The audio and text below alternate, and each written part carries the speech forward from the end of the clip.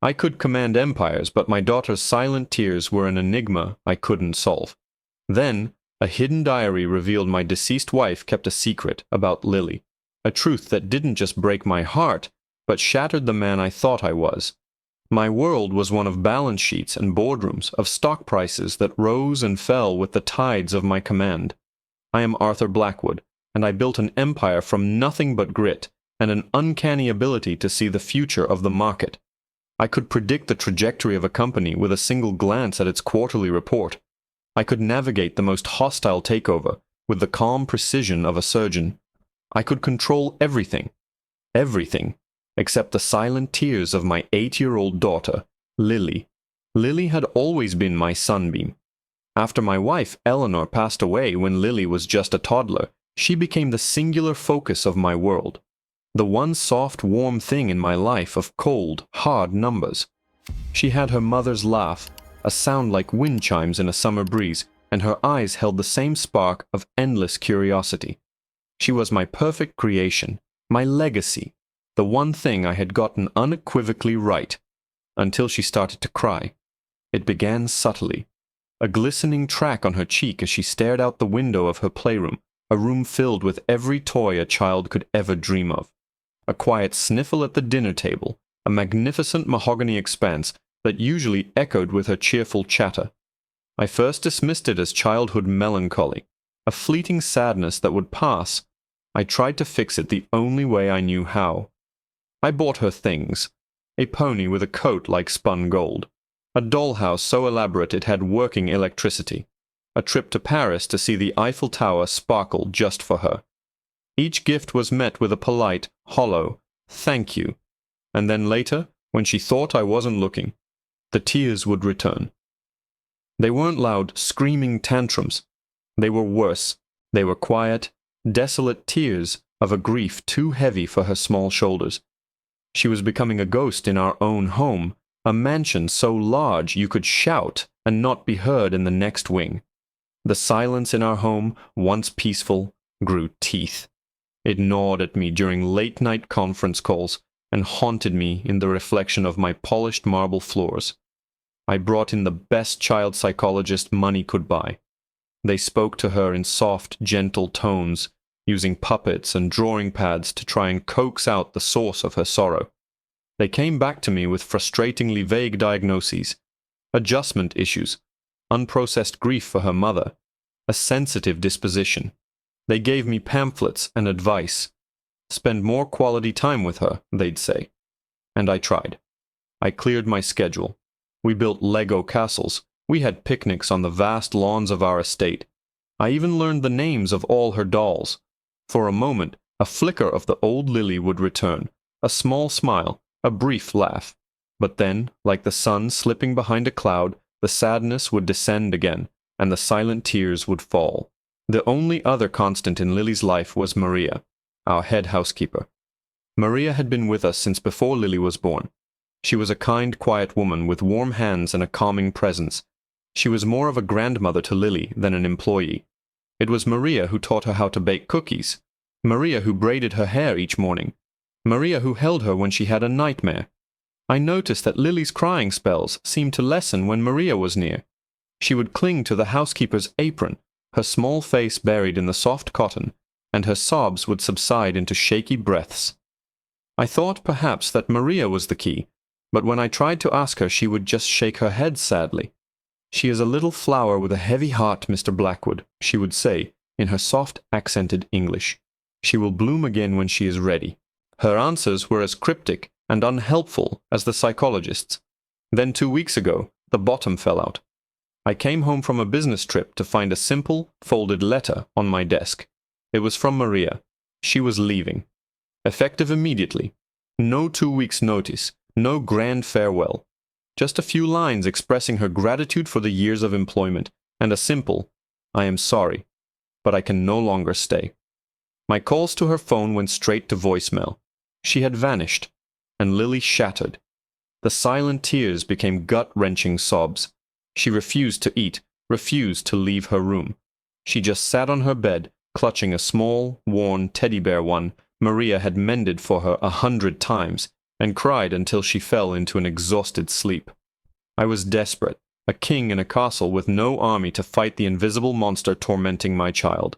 That night, unable to sleep, I found myself walking the silent halls. I ended up outside Maria's now empty room in the staff quarters. It was tidy, impersonal, stripped of any sign she had lived there for over a decade. Driven by a desperate, nameless instinct, I started searching.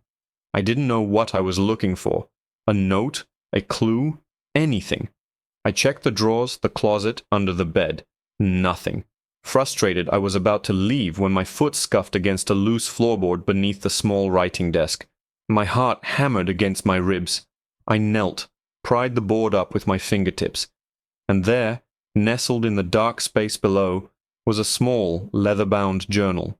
Maria's diary. My hands trembled as I opened it. It felt like a colossal invasion of privacy, but my daughter's happiness was at stake. I flipped through the pages, filled with her neat, looping script. It was mostly mundane observations about her day-to-day work, until I reached the entries from around the time Lily's crying began. My eyes scanned the page, and then a line caught my breath. The first sentence I read knocked the air from my lungs and shattered the world I thought I knew. It read, "My dearest Eleanor made me promise I would never tell him the truth about Lily." The words were a brand on my soul. My dearest Eleanor made me promise I would never tell him the truth about Lily. My wife, my kind, gentle, perfect Eleanor, who I had mourned with every fiber of my being, had conspired with our housekeeper to keep a secret from me. A secret about our daughter. The room swam. The polished wood of Maria's desk felt slick and cold beneath my trembling hands. For a moment blind fury eclipsed the creeping dread. How dare they? How dare they whisper secrets in the halls of the life I had built, about the child I adored? My fingers, clumsy with shock, fumbled through the brittle pages. I had to know. I devoured Maria's neat script, a decade of her life unfolding before me. Her observations on the weather, the grocery lists, the small triumphs and frustrations of running a household like mine, and then, woven between the mundane, were the threads of the lie. An entry from 9 years ago, shortly before Lily was born. Eleanor is not herself today.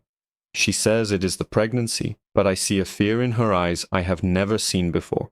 She holds her stomach as if protecting it not from the world, but from a memory. She made me burn a box of old letters. She cried as they turned to ash. I remembered that time. I had been in the middle of the biggest acquisition of my career. I was working 100-hour weeks, flying between New York and Tokyo. I had noticed her melancholy, of course, but my team of expensive doctors had assured me it was hormonal, a normal part of a difficult pregnancy. I had accepted their diagnosis, paid their invoices, and moved on to the next deal. I had failed to see the truth. I flipped forward, my heart a leaden weight in my chest. The entries following Eleanor's death were filled with Maria's own grief, but also a fierce, protective love for Lily. I see Eleanor in her every day, the same gentle soul. I must honor my promise. I must protect her innocence. Mr. Blackwood loves her, I know he does, but he loves her like one of his perfect possessions. If he knew, I fear his love would tarnish. The words were a physical blow. Did she truly see me that way? As a cold-hearted collector? Was my love conditional? The accusation stung, mostly because a small, dark part of me feared it might be true. I prided myself on perfection, in my business and my life. A flaw in my legacy. What would I do? My eyes scanned page after page, a frantic search for the core of the secret. Then I found it. An entry from just 3 months ago, right when Lily's tears began. It has happened. The thing Eleanor always feared. I saw him today. He was standing across the street from Lily's school, just watching. I only saw him for a moment before he disappeared into the crowd, but I know it was him. It was the face from the photograph Eleanor kept hidden in her locket, the one she made me throw into the river after she was diagnosed. He has found us. I felt a coldness spread through my veins, the same coldness I saw in Eleanor's eyes on her last day when she made me swear the final oath. Keep her safe, Maria, she whispered. Keep her safe from him, and from Arthur. From him, and from me. The two of us, threats on either side of my daughter's fragile happiness. I felt sick. A man, a photograph, a locket I never knew existed. The pieces were clicking into place, forming a picture so monstrous I couldn't bear to look, yet I couldn't look away.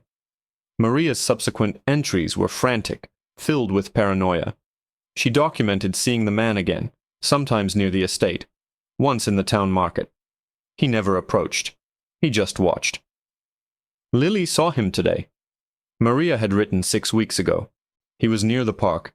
She didn't recognize him, of course, but she said, "That man looks sad, Maria." After that, she grew quiet. The crying started that evening. It's as if her soul knows. A child's heart knows a shadow when it sees one. I cannot tell Mr. Blackwood. He would confront the man, cause a scene, and bring the whole secret crashing down on Lily's head. Eleanor was right. His methods are too loud, too brutal. The final entry, dated the day she disappeared, was a scrawl of panicked letters. He knows I've seen him. He left a lily, a single white flower, on the windshield of my car this morning. It's a message. He's closing in. He wants her. I can't protect her by staying. My presence here is a beacon leading him right to her door. I have to leave. I have to create a false trail, lead him away from this house, away from my sweet girl. It is the only way. Forgive me, Lily. Forgive me, Eleanor. I dropped the diary. It hit the floor with a soft thud that echoed like a gunshot in the silent room. Maria didn't leave me. She didn't abandon my daughter. She ran to save her from a man whose identity was a gaping black hole in the center of my life, a man who was clearly Lily's real father. The thought didn't just hurt, it sought to unmake me entirely. My daughter, my legacy, my Lily. She wasn't mine. The last 24 hours of agonizing over her tears were nothing. A child's sadness was a problem I could solve. But this was an erasure. My entire life, my entire reason for being since Eleanor died, was built on a foundation of lies. And the man who represented that lie wasn't a ghost from the past. He was here. He was in my city. He was leaving flowers on cars and watching my daughter's school. He had driven away the only other person who was protecting her.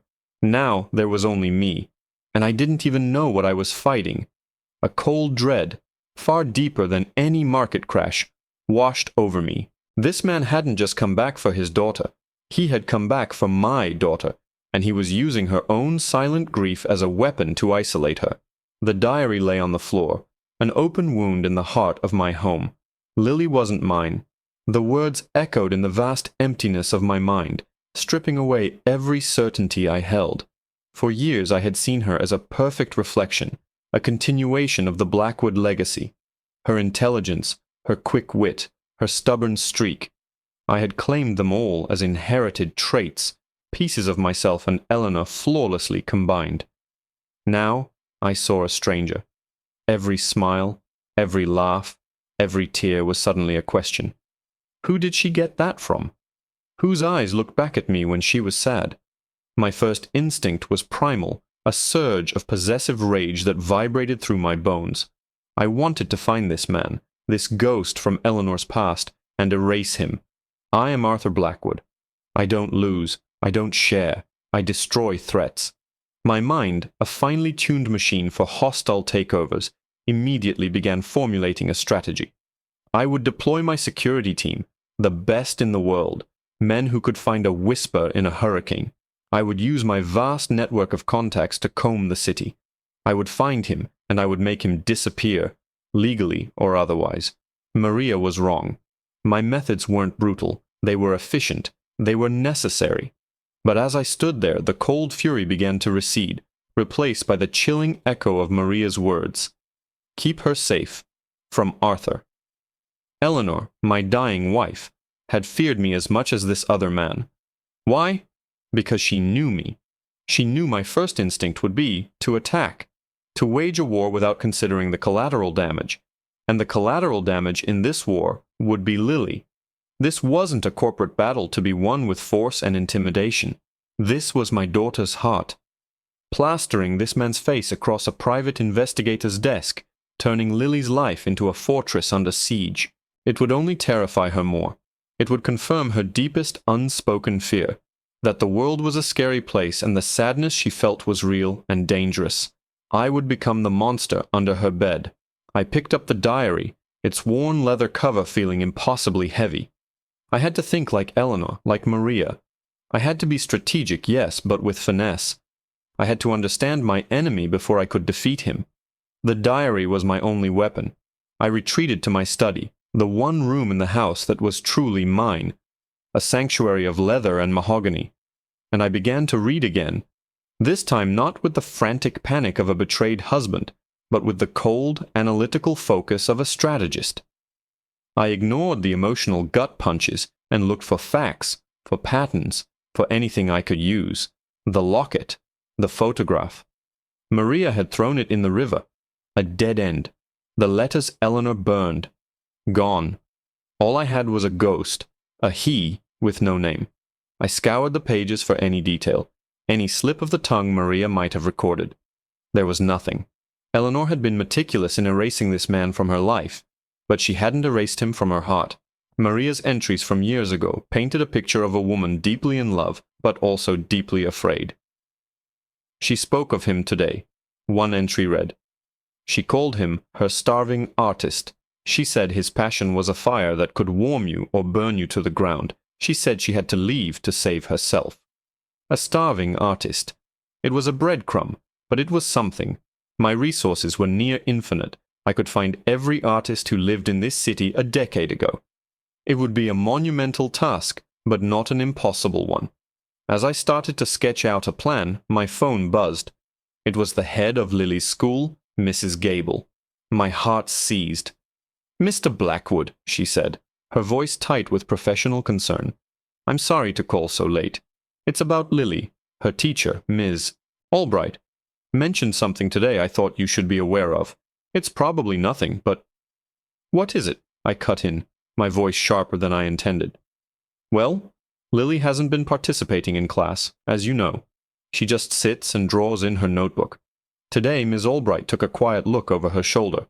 She wasn't drawing ponies or castles, Mr. Blackwood. She was drawing a man, over and over, the same man."